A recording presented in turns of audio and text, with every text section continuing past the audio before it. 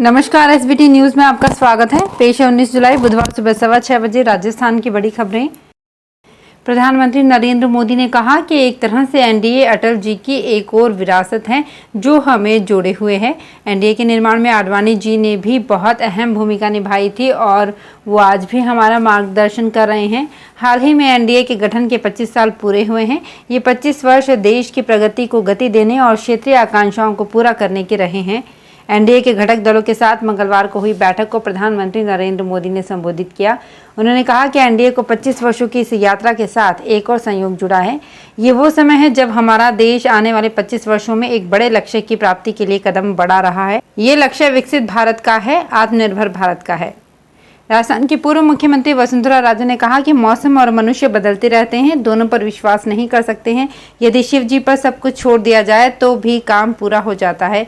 वे मंगलवार को अलवर के विजयनगर ग्राउंड में चल रही कथावाचक पंडित प्रदीप मिश्रा की शिव महापुराण कथा में पहुंची थी। वे कथा के अंतिम दिन करीब 1 घंटे तक रुकी और यहाँ आए भक्तों को भी संबोधित किया। इस दौरान उनका सम्मान भी किया गया। प्री प्राइमरी स्कूलों में आरटीई के तहत होने वाले एडमिशन पर राजस्थान सरकार को स्कूलों को पुनर्भरण करना होगा।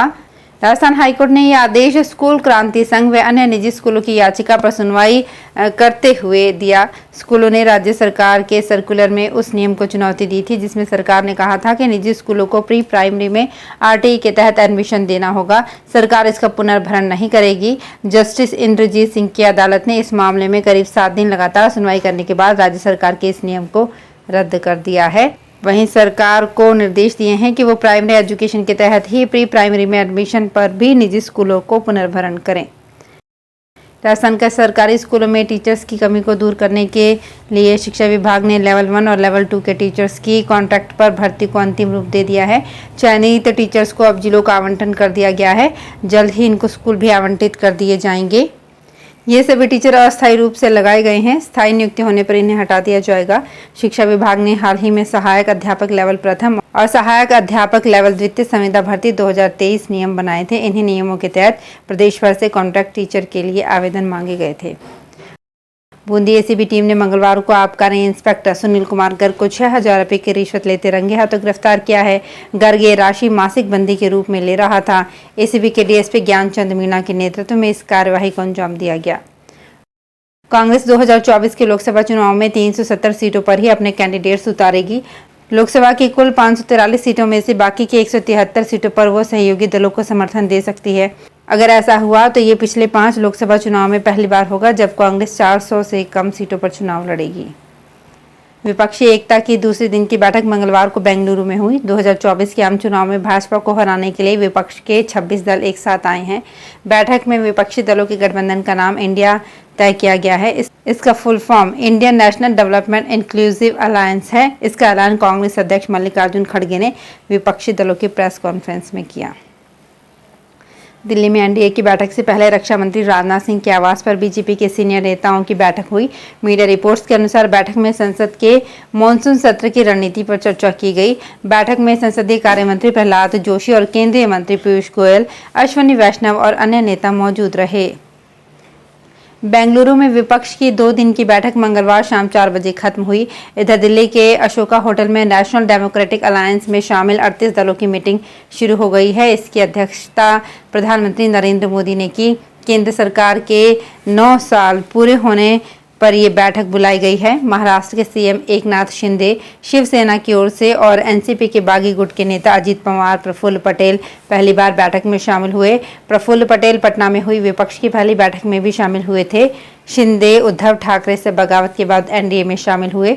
बैठक से पहले प्रधानमंत्री मोदी ने सोशल मीडिया पर लिखा, ये बेहद खुशी की बात है कि पूरे भारत से हमारे मूल्यवान एनडीए साझेदार दिल्ली में बैठक में भाग लेंगे। हमारा गठबंधन राष्ट्रीय प्रगति को आगे बढ़ाने के लक्ष्य को पूरा करना चाहता है। सीकर के नए कलेक्टर आईएएस सौरभ स्वामी ने मंगलवार को अपना पदभार ग्रहण कर लिया। पदभार ग्रहण करने से पहले स्वामी ने सीकर में खाटू श्याम मंदिर में दर्शन कर जिले की खुशहाली की कामना की। आईएएस सौरभ स्वामी ने बताया कि उन्होंने खाटू में विजिट किया है, जहां आवश्यकता होने पर सुविधाओं में विस्तार किया जाएगा। इसके साथ ही पहली प्राथमिकता आगामी दिनों में होने वाले विधानसभा चुनाव को शांतिपूर्ण एवं पारदर्शी तरीके से करवाना रहेगा। टोंक में कृषि विभाग की ओर से खाद बीज वितरण में लापरवाही और अनियमितता बरतने पर बड़ी कार्रवाई की गई है। एक खाद वितरण दुकान का लाइसेंस निरस्त कर दिया गया है तो एक अन्य दुकान का लाइसेंस सस्पेंड किया गया है। इसके अलावा 3 दुकानदारों और 3 सहकारी समितियों को कारण बताओ नोटिस जारी किए गए हैं। कृषि विभाग के संयुक्त निदेशक के मंगल ने बताया कि किसानों को उचित दर पर यूरिया उपलब्ध कराने के लिए अनियमितता करने वालों के खिलाफ सख्त कार्रवाई की जा रही है। जयपुर में मानसरोवर स्थित saint Wilfred senior secondary school के विद्यार्थियों ने विजयपथ मानसरोवर चौराहे पर यातायात पुलिस के साथ मिलकर आयोजित कार्यक्रम में यातायात आवागमन के नियमों और नियंत्रण करने की जानकारी प्राप्त की। इस कार्यक्रम का मकसद बच्चों को सड़क सुरक्षा नियमों से अवगत कराना था। इस अवसर पर कार्यक्रम के मुख्य अधिकारी सुमन कुमार ने विद्यार्थियों का उत्साहवर्धन किया और उन्हें यातायात नियमों के बारे में बारीकी से समझाया।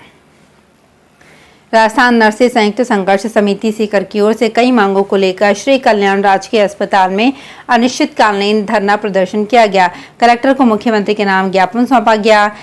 SNO सालूराम समोदा ने बताया कि पिछले 4.5 सालों से नर्सिंग कर्मी 11 सूत्री मांगों को लेकर प्रदेश भर में प्रदर्शन कर रहे हैं, लेकिन कोई सुनवाई नहीं हो रही है। उन्होंने कहा कि नर्सिंग कर्मियों को अभी 7100 रुपये का वेतन प्रति माह मिल रहा है। इस वेतन को बढ़ाकर 22,700 रुपये किया जाए।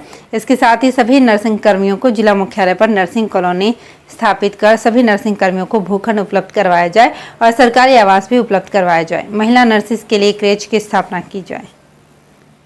राजस्थान उच्च शिक्षा राज्य मंत्री राजेंद्र सिंह यादव ने मंगलवार को विधानसभा में आश्वस्त किया कि विधानसभा क्षेत्र बाड़ी के चारों राजकीय महाविद्यालयों में संबंधित विषयों के आचार्य, सहायक आचार्य एवं सह आचार्य के रिक्त पदों के कारण अध्ययन कार्य बाधित नहीं होगा। इसके लिए रिक्त पदों को RPSC द्वारा नियमित भर्ती होने तक विद्या संबल योजना द्वारा शीघ्र ही भर लिया जाएगा।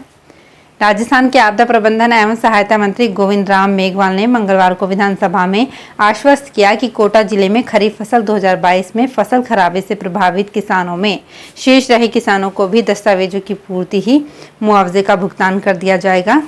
मेघवाल ने प्रश्नकाल के दौरान इस संबंध में सदस्यों द्वारा पूछे गए पूरक प्रश्नों का जवाब देते हुए कहा कि कोटा जिले में फसल खराबे से प्रभावित 71,392 किसानों को 50 करोड़ 74 लाख रुपए का मुआवजा दिया गया और 91,663 किसानों को भुगतान किया जाना लंबित है।